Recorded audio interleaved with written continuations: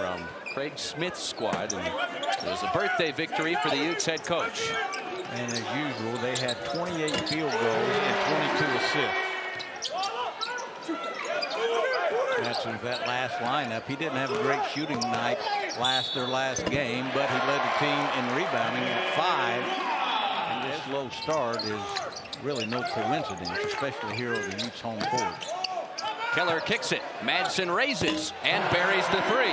What a terrific display of got to execute to the highest level, bring an extra sense of urgency, and right now his team has missed their first 5 shots while watching Utah score the first 10 points of the game.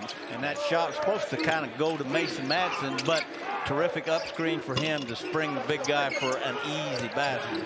First FAMU points courtesy of Shakir O'Neal, the redshirt junior from Los Angeles, son of the Big Diesel, the great Shaquille O'Neal.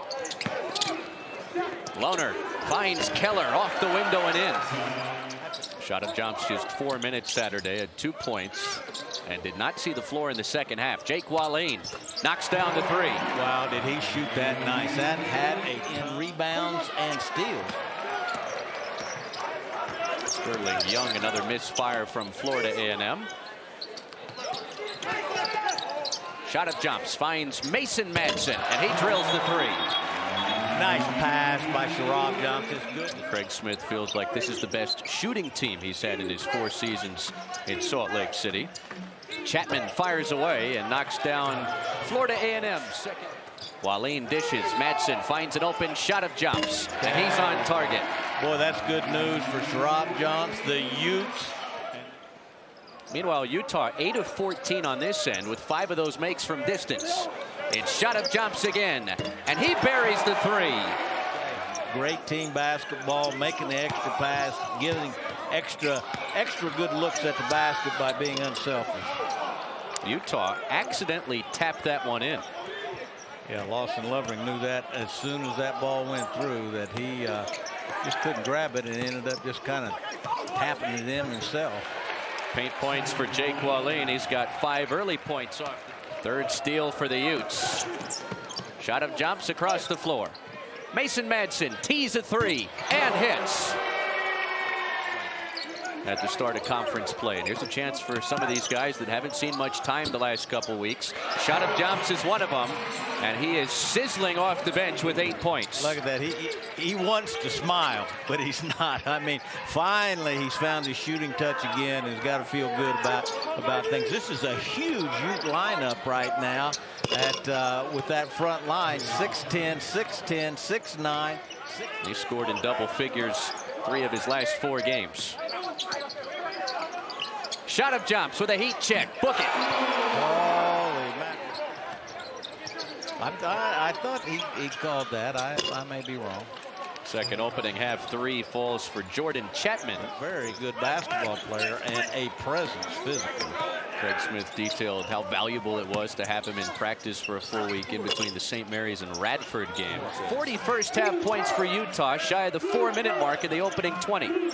Washington lets it fly with a hand in his face, and he sticks the 3. Jumps back in the game, the game's leading scorer with 11 points coming off the bench. A steal for Mason Madsen. Here comes Lohner with the feed, and Lovering hammers it through. Great pass by Caleb Lohner, and a great job of handling the ball by Mason Madsen. Mason Madsen set this up, gives it to Caleb Lohner, and Lohner, he should get a hockey assist on that. His pass led to the pass that led to the basket. And now Leather larceny.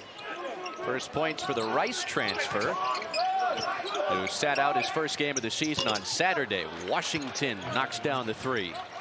Washington once again, as we talked about, coming off his season high 22 points, where he was 10 of 14 and 2 of 4 from the 3-point line, having a good first half. Mongolian Mike with a finger roll finish. And just such a nice pass by Mason Madsen and his understanding of the game.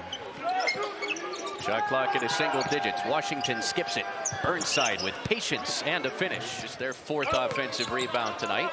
Washington fades, fires, and it trickles off. Tapped back skyward.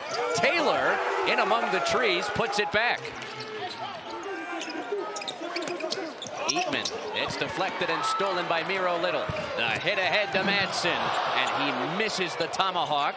Taken back by Asar, and he rattles the lamps out on Campus Drive. Who leads the team in steals, are actually tied with Wallin, and gave Madsen just a little power. Shooting percentage is going to be, and the Utes got that ball moved, and they're about to score yet again on an end out of bounds play. I bet they've got 5 in the top 25 right now. Last year, when there were only 12 teams in the league, they sent 8 of them to the NCAA. If that's any indication of the strength of the league. And forced the big into a travel. Washington glides in. And tapped it back. That was awfully close from hanging around on the cylinder. Yes. At 6'8" to the point guard position, you're talking about one of the biggest teams in the nation.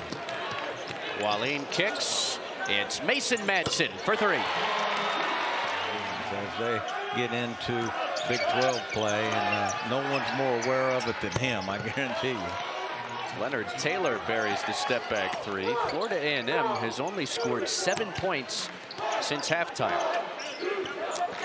The Utes just continue to build on that great bench strength. They've had 10 guys score and 8 guys have an assist. Madsen's open, and he cashes in from long range. And then Keanu Dawes, the 5th, who will come in. Wallin spins right and scores with a kiss off the glass. I tell you, Jake Wallin is... Madsen, you bet, his 5th triple tonight. Lewis, Eatman not a threat from out there. Matthews with a hand in his face. Eatman on the offensive glass. Here comes O'Neal slithering in for the putback. How about that? I wouldn't say up and over, but in and around the 7'1" Lovering, and let Lawson Lovering catch it like that. It's his 4th double-figure game in the 5 games he's played this year. Count it and a foul. The portal and NIL has completely changed the landscape of college basketball. Nice feed from Lohner to Ezra Asar for 2. But I still stick around. Well, she gave you a pretty good NIL deal a while back. Yeah. Lohner scores off the feed from Shot of Jumps on Saturday, nationally televised on ESPN2. 89-59, your final score. Utah wins its penultimate non-conference game by 30 points over Florida A&M.